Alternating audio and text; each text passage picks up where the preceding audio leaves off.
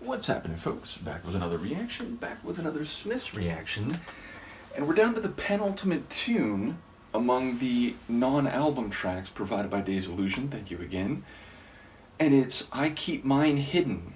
And indeed, after this, there's only one more tune, which apparently is a cover, and it's actually a live performance, so we'll figure out more when we get to that one. And admittedly, I have done one Smith's video reaction over on my Patreon, which these days I'm keeping my video reactions over on Patreon, though after an initial period where members only can access them, they become freely public. So if you're interested in more Smith's video reactions, check me out over there. Regardless, the point is, I keep mine hidden. It's a funny phrase. I feel like there's a joke that is lurking. Someone's private bits are kept hidden, though maybe more seriously we're talking about emotions or feelings, maybe perspectives, and perhaps the idea is that if they are revealed or if they are made public or clearly visible, the speaker becomes more vulnerable and they could be hurt even more than they might already be, which feels like a very Morrissey direction to head with the lyrics, but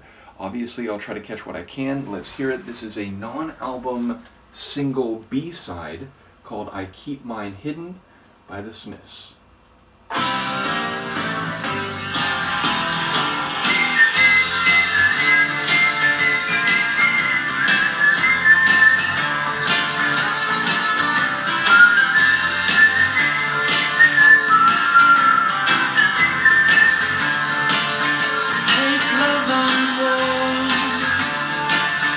Emotions to the fore,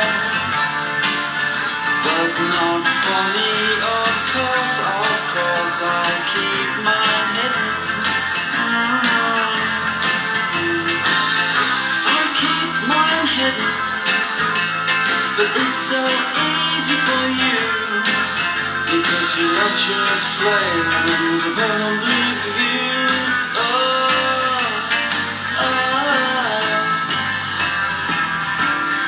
Yellow and green, a stumbling block, I'm a 20-digit combination to unlock the password.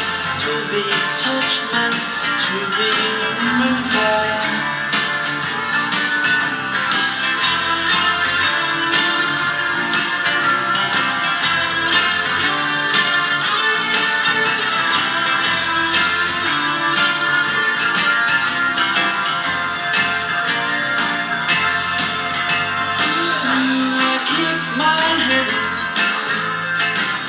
So easy for you, because you let yours slide into public view.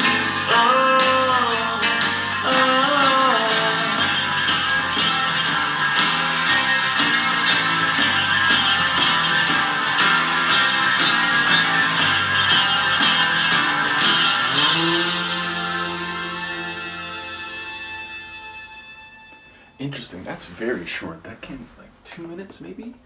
Yeah, just about exactly. So I'll admit, it feels like the production on that one, like number one, it doesn't sound a lot like the jangly guitared indie rock of the early albums, and I get it. By the time you get to Strange Ways, they were already evolving sonically. Speaking of which, I was very interested what people said about work as a four-letter word, how that was something that Morrissey wanted to do, and the other band wasn't really on board, and apparently it became a difficulty, and as I think a couple people said, maybe the final nail in the Smiths' coffin, which is very interesting to me because, number one, I didn't think it was necessarily one of their more interesting songs, though I don't quite get why it would have been so offensive or ill-conceived by the rest of the band. It did also make me think about some fissures in other bands that I've heard of. It made me think of a-ha, where one song, Foot of the Mountain, became this huge problem, led to them essentially breaking up, though they did later reconcile,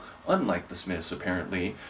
So yeah, I was intrigued by that, and the idea that maybe Morrissey was taking things in a different direction that the other band or other band members weren't fond of comes to me in this moment.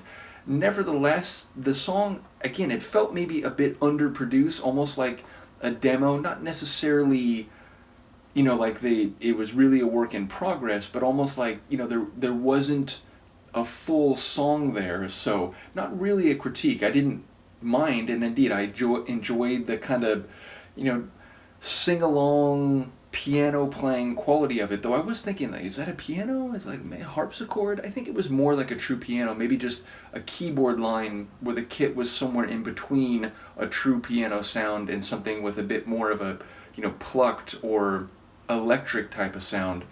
But yeah, it sounds like the idea that he's talking about emotions is more or less what is happening here, but he's saying that this other person seems to have no problem letting their emotions come to the fore, and it must be so easy for you, but for Morrissey, or the narrator, he can't do that. He keeps his hidden, maybe again because he doesn't want to be more vulnerable than he already is. So I do wonder the essence of the connection or lack thereof between the narrator and this person being addressed or at least spoken about. And obviously it might not be a direct dialogue, it might be someone speaking in the second person to someone who doesn't know they're being talked about. So yeah, as I said, it feels like it is about emotions, and there's a distinction being drawn between the narrator and the other.